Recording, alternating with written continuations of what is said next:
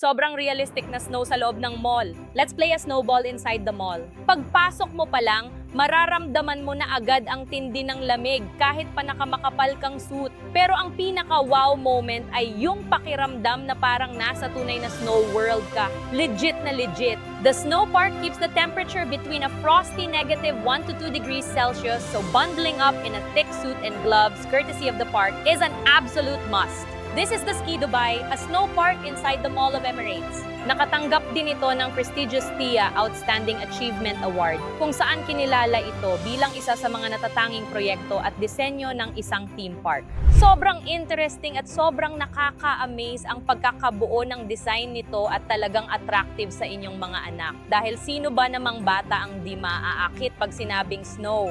Snow symbolizes a coldness of feeling, but for me, this Ski Dubai gives me a warm feeling. Dahil nga naman I saw my family that they're very happy naman talaga. Once again, this is Ann Cuarto and this is my day 8 here at Dubai. Syempre, di pa tapos ang ating adventure. Kaya naman abangan pa ninyo ang susunod pang adventure natin dito sa Dubai. Stay tuned and follow for more updates.